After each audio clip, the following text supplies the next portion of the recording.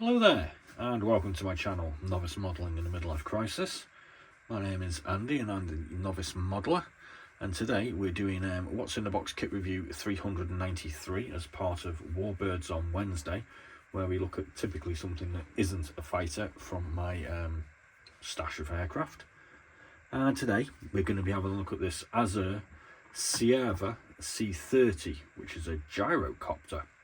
It's the only gyrocopter or helicopter that I've got in my stash, and it was kind of an accidental purchase, I suppose you could say. It came with a bundle of kits off eBay for £54, which included some things that I did want, like this rather cool looking Arsenal VG36. It's kind of interesting as a M167 Maryland, and this 156F indicator, all done in the French Air Force, and all kind of things that are a bit more familiar to myself. But this one came as part of the bundle, and I was like, yeah, okay, we'll have that as well, because I didn't really have any choice. So we paid about, what, 13 quid for it, I suppose. And a couple of viewers, when viewing the most recent haul unboxing I did, kind of showed a little bit of interest in this. They didn't actually ask for me to do a review, but they just said, oh, that looks interesting, and oh, I wouldn't mind seeing that one built, etc, etc. So I thought, oh, we'll do a review on it and we'll have a look. Yeah. So I opened this box up and I saw this single sprue, and I thought to myself, this looks like a relatively easy build, doesn't it, this? And yeah, we soon changed our tune on that one. So we're going to have a look at the parts, we'll discuss the history, and we'll have a look at the instructions and the blurb as well. I kind of thought we'd read the blurb out first because it's only short, and I doubt there's many people that have heard of this one before. So the C.30 Autogyro first flew in Great Britain in 1934. It was ordered by the RAF as the Avro rotor and exported to several European countries.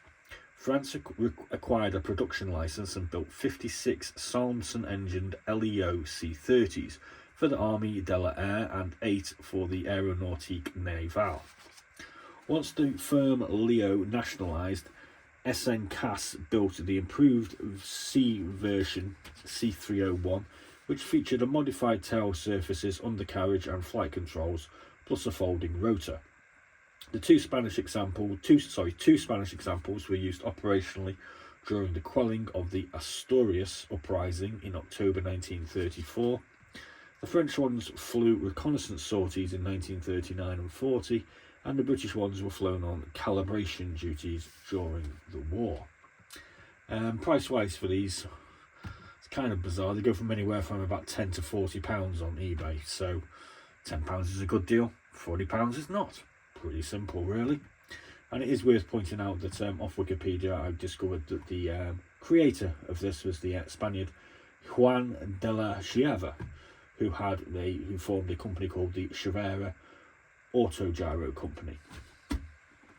So there we go. What about this kit? Well, it was original new tooling in 2000. As per this box, there was another version of it available, the Leo C30, around about the same sort of time, and there was a Azur rebox in 2012 for civilian service, which is a load of non-military options, and apparently it comes with some new parts, which I'm probably thinking is replacing these resin 3D type parts here, maybe, not too sure. So when I opened this box I thought, that looks pretty easy, and I looked at the box and I thought, where's the undercarriage? This is the undercarriage here. Yeah, it looks kind of difficult to put together, that does, and this bit here. But anyway, let's just have a look at the parts in turn. As we can see, the fuselage is here. It's got some nice fine detail on it. It's a fabric covered main body aircraft, obviously. You can see we've got a very nondescript mounting point for our tailplane. That is the propeller that goes on the front. These parts here are these little tail sort of windlets. A couple of wheels for the fixed undercarriage and a little tail wheel. That, like I've said, is part of the undercarriage. I think this is the bit. This piece here is actually the part that attaches to the wheel, and is the upvert part here. What do we got here? They look like more parts of the tail, don't they? Instructions will tell us, I'm sure. So there's our other view of the other side. We see we've got a couple of access panels. There's some ribbing on the interior as well, but no other detail apart from that. Not too sure what that part is. These two parts here are the this conical affair which the rotor's attached to. Don't know what that is. These four parts here are part of our struts that we attach the rotors to. Thinking they're probably control surfaces for the inside of the cockpit floor, and then we've got the three rotors which are double-sided. Yeah, okay. Got a couple of resin pieces. This is going to be the front section of the engine. This rather delicate looking piece that's going to be quite hard to separate from the block is the rotor attachment. We've got an engine. Doesn't look too bad. We've got two very small cockpit visors there. They're tiny.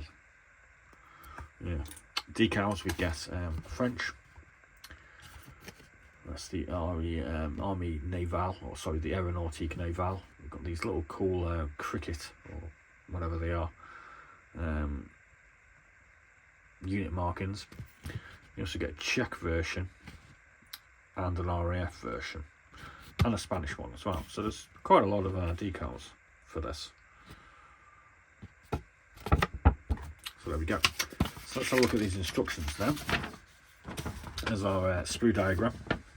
Kind of been through that. And as we can see there, where's them seats? I didn't see them. Oh, there they are. A couple of seats. So there we go. There's the interior of the fuselage going together,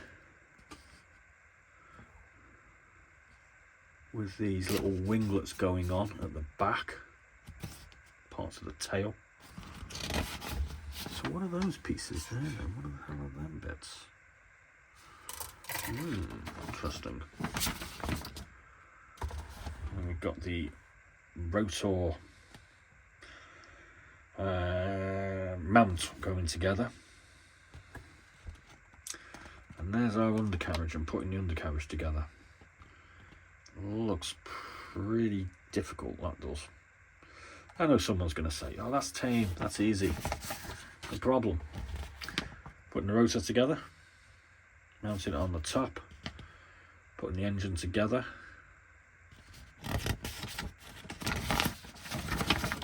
And we end up with something like that. So there we go, French Navy, Royal Air Force,